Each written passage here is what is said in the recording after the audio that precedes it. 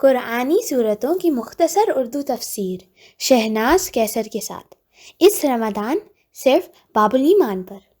محمد صلی علی رسول الکریم، اما بعد، فاعوذ باللہ من الشیطان الرجیم، بسم اللہ الرحمن الرحیم، رب اشرح لی صدری ویسر لی امری واحلل عقدۃ من لسانی یفقہوا قولی، رب زدنی علما، اللہم فقہنا فی الدین، اللہم فقہنا فی الدین، اللہم فقہنا فی الدین۔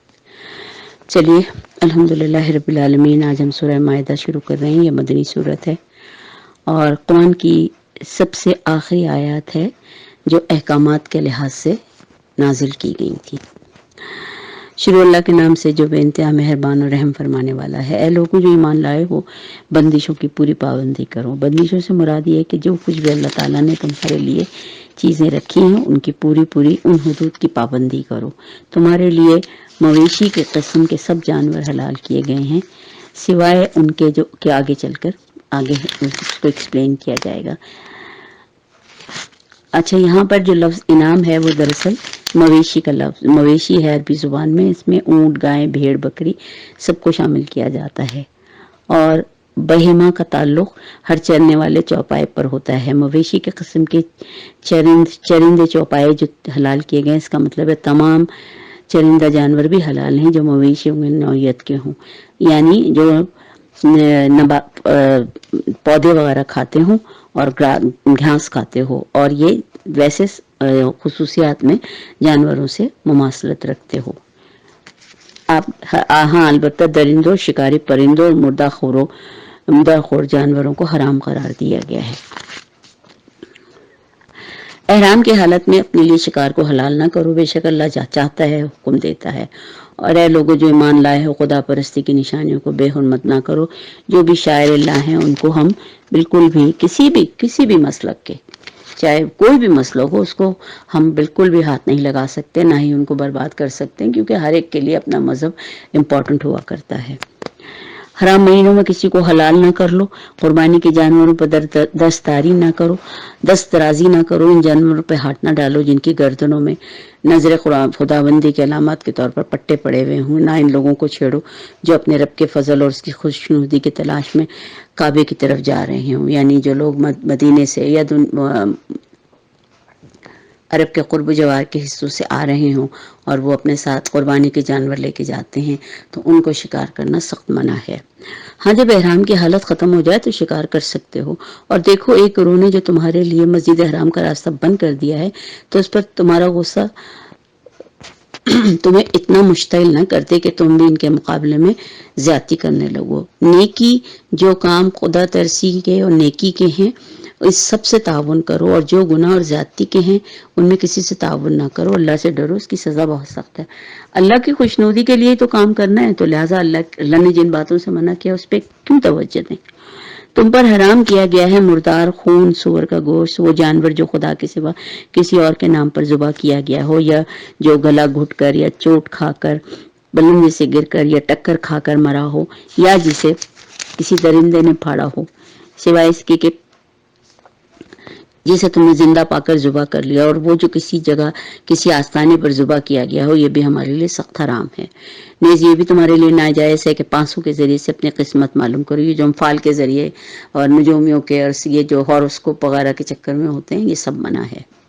یہ سب افعال فسق ہیں۔ آج کافروں کو تمہارے دین کی طرف سے پوری مایوسی ہو چکی ہے، لہٰذا تم ان سے نہ ڈرو بلکہ مجھ سے ڈرو۔ آج میں نے تمہارے دین کو تمہارے لیے مکمل کر دیا ہے اور اپنی نعمت تم پر تمام کر دی ہے، اور تمہارے لیے اسلام کو تمہارے دین کی حیثیت سے قبول کر لیا ہے۔ لہٰذا حرام و حلال کی جو قیود تم پر نازل کی گئی ہیں، عائد کی گئی، ان کی پابندی کرو۔ البتہ اگر بھوک سے مجبور ہو کر کچھ کھا لو تو بے شک اللہ معاف کرنے والا ہے۔ لوگ پوچھتے ہیں کہ ان کے لیے کیا حلال کیا گیا ہے، تو کہو تمہارے لیے وہ ساری پاک چیزیں حلال کر دی گئیں، اور جن شکاری جانوروں کو تم نے سدھایا ہو، جن کو خدا کے دیے ہوئے علم کی بنا پر تم شکار کی تعلیم دیا کرتے ہو، اور جس جانور کو تمہارے لیے پکڑ رکھیں اس کو بھی تم کھا سکتے ہو۔ شکاری ہمیشہ اپنے ساتھ ایک جانور لے کے چلتے ہیں، کتے عام طور پہ کتے ہی ہوا کرتے ہیں، اور وہ آگے بڑھ کر شکار کو اپنے منہ میں اگر پکڑ لیتے ہیں تو وہ بھی حلال ہے۔ اور جس جانور ہاں، البتہ اس پر اللہ کا نام لو اور اللہ کا قانون توڑنے سے ڈرو۔ اللہ کو حساب لیتے دیر نہیں لگتی، اس پہ اللہ کا نام لے کے اسے ذبح کر لینا چاہیے۔ آج تمہارے لیے ساری پاک چیزیں حلال کر دی گئی، اہل کتاب کا کھانا تمہارے لیے حلال ہے اور تمہارا ان کے لیے حلال ہے، اور محفوظ عورتیں بھی تمہارے لیے حلال ہیں، خواہ وہ اہل ایمان کے گروہ سے ہوں یا ان قوم سے جن کو کہ تم سے پہلے کتاب دی گئی تھی، بشرطے کہ تم ان کے مہر ادا کر کے ان کے نکاح کرو اور ان کے محافظ بنو، نہ کہ یہ کہ ان کے ساتھ وقتی طور پر دوستیاں کرتے پھرو، یہ سختی سے منع ہے۔ جس کسی نے ایمان کے روش پہ چلنے سے انکار کیا، اس کا ساری زندگی، اس کی جو بھی نیکیاں تھیں وہ سب ضائع ہو جائیں گی، آخرت میں وہ دیوالیہ ہوگا۔ اے لوگوں جو ایمان لائے ہو، جب تم نماز کے لیے اٹھو تو تمہیں چاہیے کہ اپنے منہ اور ہاتھ کوہنیوں تک دھو لو اور سروں پر ہاتھ پھیر لو اور پاؤں ٹخنوں تک دھو لیا کرو۔ اگر جنابت کی حالت میں ہو تو نہا کر پاک ہو جاؤ، اگر بیمار ہو، سفر کی حالت میں ہو، یا تم میں سے کوئی شخص رفع حاجت کر کے آئے، یا تم نے عورتوں کو ہاتھ لگایا اور پانی نہ ملے تو پاک مٹی سے کام لو، اس پر ہاتھ مار کر اپنے منہ اور ہاتھوں پر پھیر لیا کرو، یعنی تیمم جائز ہے۔ اور اللہ تم پر زندگی کو تنگ نہیں کرنا چاہتا، مگر وہ چاہتا ہے کہ تمہیں پاک کرے اور اپنی نعمت تم پر تمام کر دے، شاید کہ تم شکر گزار بنو۔ اللہ نے جو نعمت تم کو عطا کی ہے اس کا خیال رکھو، اس کے پختہ عہد و ایمان کو نہ بھولو جو اس نے تم سے لیا ہے، یعنی تمہارا یہ قول کہ ہم نے سنا اور اطاعت قبول کی۔ اللہ سے ڈرو، اللہ دلوں کے راز جانتا ہے۔ اے لوگوں جو ایمان لائے ہو، اللہ کے خاطر راستے پر قائم رہنے والے، انصاف کی گواہی دینے والے بنو۔ کسی گروہ کی دشمنی تم کو اتنا مشتعل نہ کر دے کہ انصاف سے پھر جاؤ، عدل کرو، یہ خدا کی ترسی سے بہت زیادہ مناسبت رکھتا ہے۔ اللہ سے ڈر کر کام کرتے رہو، جو کچھ تم کرتے ہو اللہ اس سے پوری طرح باخبر ہے، اللہ کو ہر چیز کی خبر ہے، اللہ سے ہم کیا چھپا سکتے ہیں۔ جو لوگ ایمان لائے، نیک عمل کرے، اللہ نے ان سے وعدہ کیا ہے کہ ان کی خطاؤں سے درگزر کر دیا کرے گا اور انہیں بہت بڑا اجر ملے گا۔ رہے وہ لوگ جو کفر کریں، اللہ کی آیات کو جھٹلائیں تو وہ تو دوزخ میں جانے والے ہیں۔ اے لوگوں جو ایمان لائے ہو، اللہ کے اس احسان کو یاد کرو جو اس نے ابھی حال ہی میں تم پر کیا تھا۔ یہ دراصل یہ ایک جنگ بدر کی بات ہو رہی ہے، جبکہ ایک گروہ نے تم پر دست درازی کا ارادہ کر لیا تھا، مگر اللہ نے ان کے ہاتھ تم پر اٹھنے سے پہلے ہی روک دیے، اور اللہ سے ڈر کے کام کرتے رہو، اور اللہ ایمان رکھنے والوں اور اس پر بھروسہ کرنے والوں کو ہمیشہ کامیابی عطا کرتا ہے۔ اللہ نے بنی اسرائیل سے پختہ عہد لیا تھا، ان میں 12 نقیب مقرر کیے تھے، یعنی ان کے 12 حفاظت کرنے والے ان کے تمام قبیلوں کے لیے، کیونکہ ان کے پاس 12 قبیلے تھے تو ان کے 12 حفاظت کرنے والے بھی تھے، اور ان سے کہا تھا کہ میں تمہارے ساتھ ہوں اگر تم نے نماز قائم رکھی، زکوٰۃ دی اور میرے رسولوں کو مانا اور ان کی مدد کی، اور اپنا قرض، اچھا قرض اللہ کو دیتے رہے، تو میں تمہاری برائیاں تم سے زائل کر دوں گا، تم کو ایسے باغوں میں داخل کروں گا جن کے نیچے نہریں بہتی ہوں گی، مگر اس کے بعد جس نے تم میں سے کفر کی روش اختیار کی تو درحقیقت اس نے سواء السبیل میں اپنے آپ کو گم کر دیا۔ پھر یہ ان کا اپنا عہد کو توڑ ڈالنا تھا، جس کی وجہ سے ہم نے ان کو اپنی رحمت سے دور پھینک دیا، ان کے دل سخت کر دیا۔ اللہ کے بتائی ہوئی چیزوں پہ اگر ہمارے خاص طور پہ اگر ہمارے علم میں آ جاتی ہیں وہ چیزیں تو اس پر عمل کرنا ہمارے لیے ضروری ہے، کوشش کر کے اس پر عمل کرنا چاہیے، اور اللہ سے، کیونکہ دوسری صورت میں ہم اللہ ہی سے وعدہ کر رہے ہوتے ہیں، تو ہمارا حق یہ ہے، اللہ کا حق یہ ہے اور ہمارا فرض یہ ہے کہ ہم اس کو پورا کریں، ورنہ